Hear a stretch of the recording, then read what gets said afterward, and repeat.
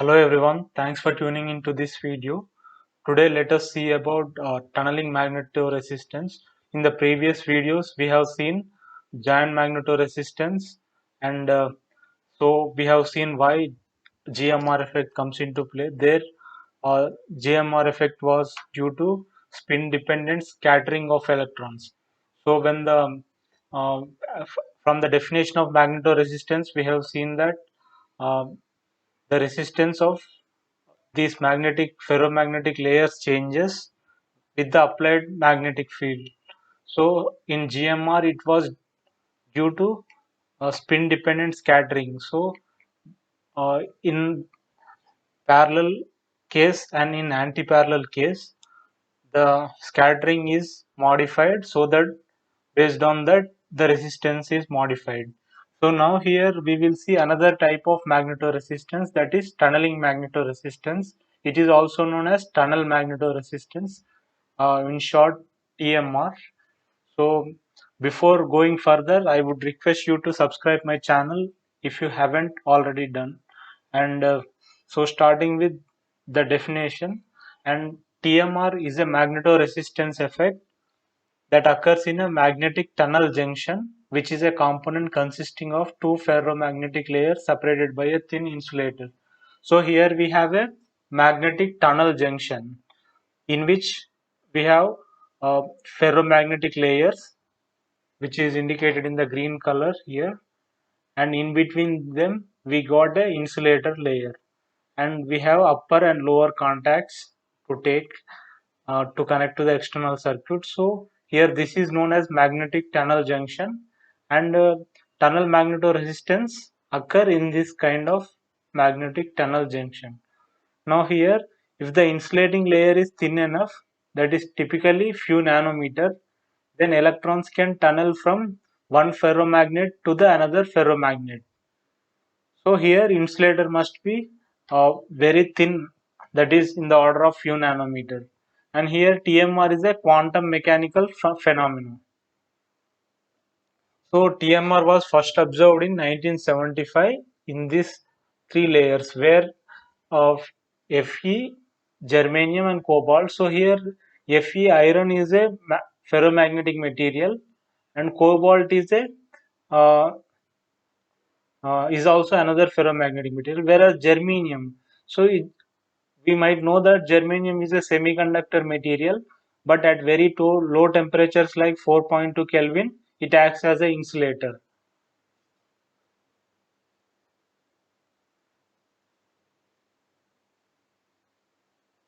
And next is so here TMR is due to spin dependent quantum mechanical tunneling of conduction electrons, whereas GMR was due to spin dependent scattering of electrons. So now here this spin dependent tunneling is controlled by the applied magnetic field. So to understand this TMR effect in terms of Julius model, so it is based on two assumptions. That first, it is assumed that spin of electrons is conserved in the tunneling process. Like here, we have two types of electrons: upspin electrons and downspin electrons. So here we have upspin and downspin electrons, and the spin of electrons is conserved in the tunneling process. When the electrons are tunneled from one layer to another layer, it is conserved. Then the tunneling of up and down spin electrons are two independent processes. So here this tunneling of up electrons and down electrons are independent processes, but the overall tunneling process is conserved, and the conductance occurs in the two independent spin channels. As the upspin and downspin tunneling of electrons are independent, we may consider that as two independent spin channels. Now, according to these assumptions, electrons originating from one spin state of the first ferromagnetic film are accepted by the unfilled states of the same spin. So we have here states, that is filled states and unfilled states, for the upspin and downspin. For both we have states separately. So electrons originating from one spin state, so let's say upspin of the first ferromagnetic layer, are accepted by the unfilled states of the same spin, that is the upspin of the second film. Or similarly, it happens with the downspin also. Downspin of first ferromagnetic film are accepted by unfilled states of the same downspin of the second film. Now, if the two ferromagnetic films are magnetized parallel, the minority spins tunnel to the minority states and the majority spins tunnel to the majority states. So, when we apply magnetization parallelly, in that case, the minority spins. So here the upspin electrons and downspin electrons are not equal. Suppose let us say that downspin electrons are less in number, so they are minority.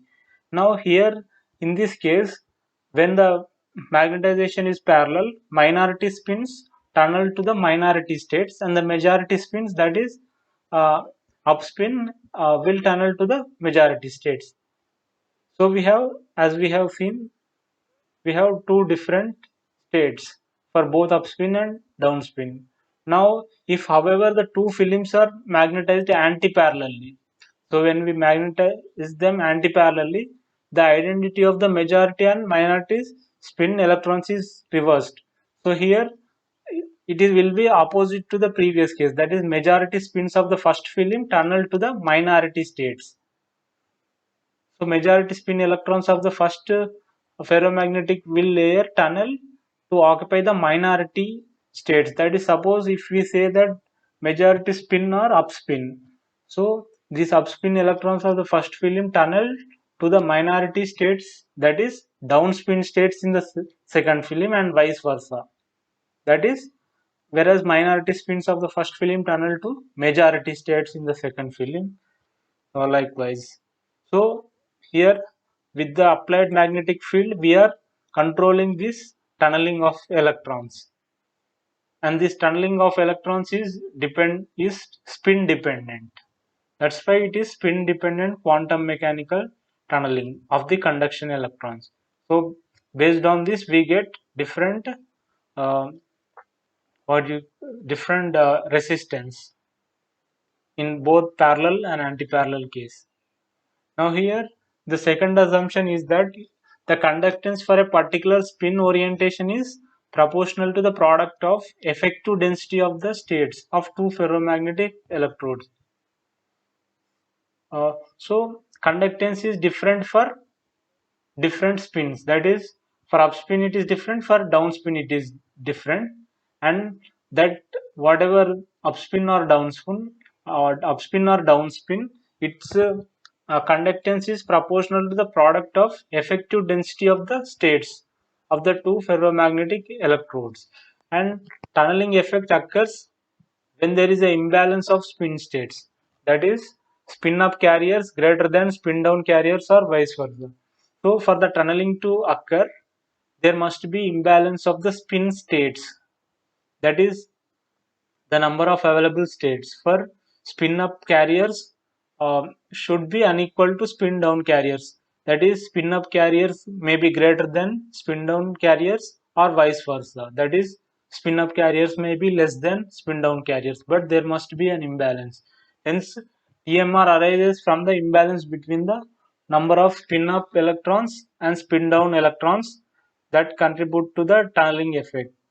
Now, according to these two assumptions, the TMR can be written as follows, like TMR is equal to 2PL PR by 1 minus PL into PR. So here PL represents the spin polarization of left electrode. So we have two ferromagnetic layers.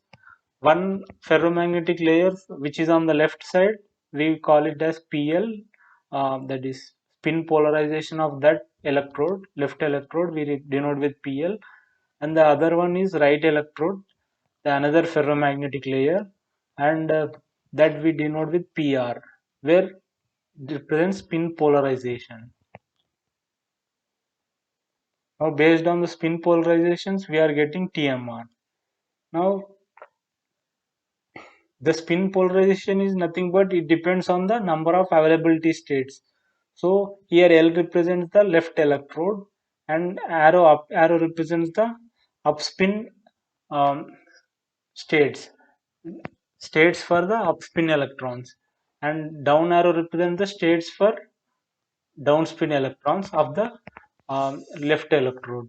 So here this formula gives us um, spin polarization of left electrode, that is PL is equal to NL up minus NL down by NL up plus NL down. So the more the imbalance between the two states, more will be the difference, hence polarization will be more. So here the more the imbalance is there, more will be the spin polarization.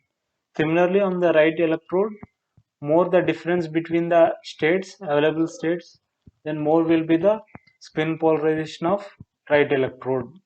And here, as I said, this represents the number of states in an energy window at a Fermi level with the width of upspin comma downspin electrons of left electrodes, and similarly we can see for right electrodes. So here this imply for right electrode. Now both up and down currents present due to both upspin and downspin electrons. So here upspin current is proportional to available states available states for upspin electrons. Uh, that is in both left electrode and right electrode. So here up arrow represents the upspin um, electron states. So here upspin current is proportional to product of these two, whereas down spin current is proportional to these two.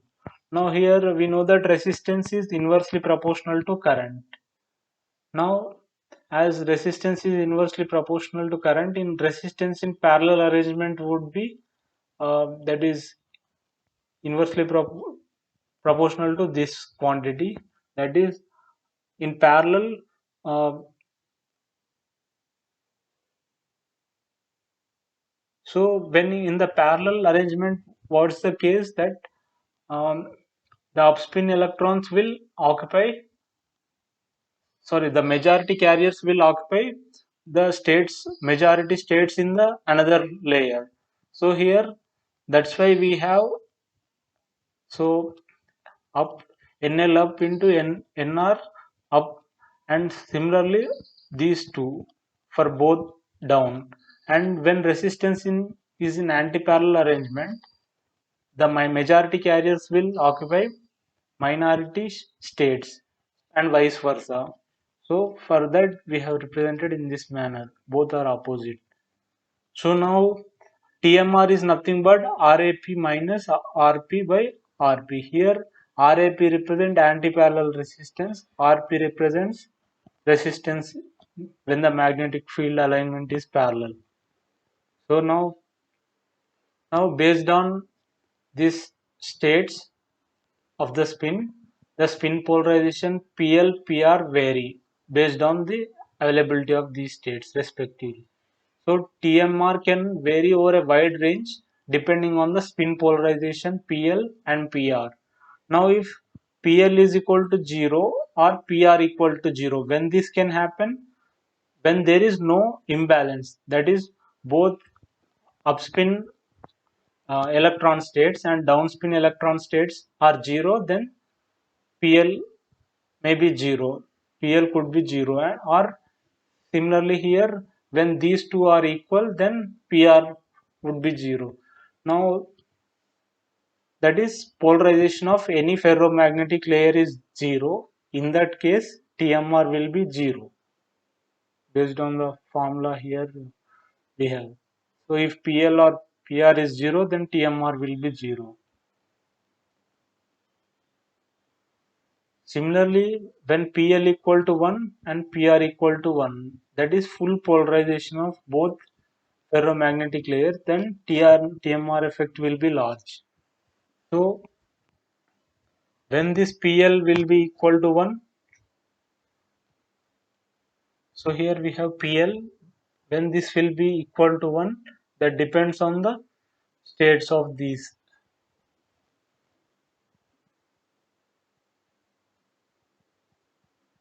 Then in this case TMR effect will be large. Now here TMR is equal to RAP minus RP by RP.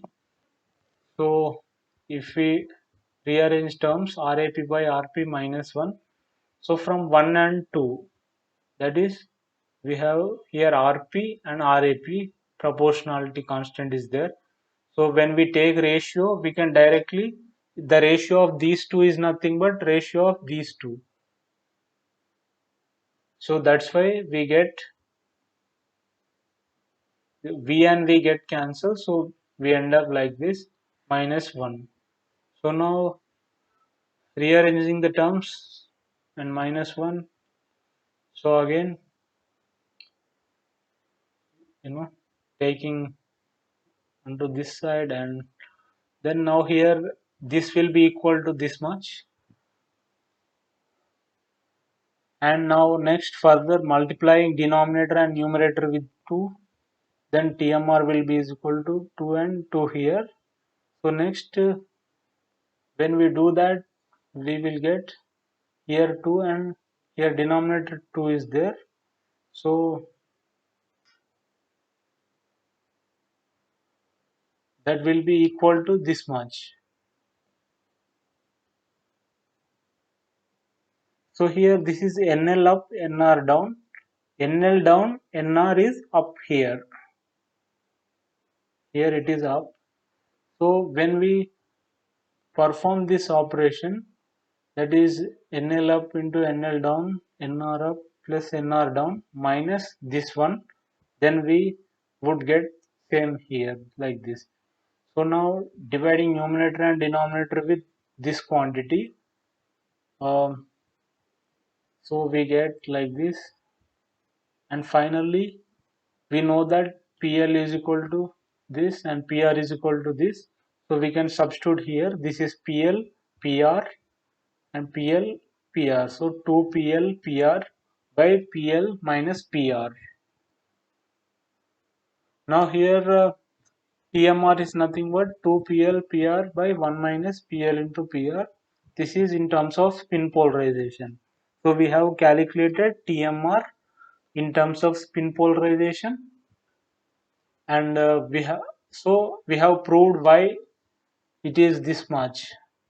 We have proved by using the number of states.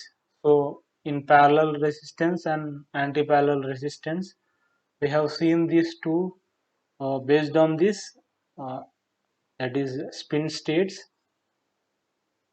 We calculated the TMR in terms of spin polarization. Now here Julius model was used to estimate the magnitude of TMR in magnetic tunnel junctions from the known values of spin polarization of ferromagnets. So the value of the spin polarization is obtained by conducting experiments on the superconductors. So by doing so, we get PL, PR, and from there we can calculate TMR. Now the applications of TMR, it is in storage devices it is used, and magnetic tunnel junctions, that is here storage device is MRAM, which can store 1 bit, and magnetic tunnel junctions are also used for sensing applications. That is, a TMR sensor can measure angles in modern high precision wind vanes used in the wind power industry and so on. So with this, I'm ending the lecture. Thank you for watching, and please subscribe, like, and put your queries and doubts in the comments, and also share with your friends. Thank you.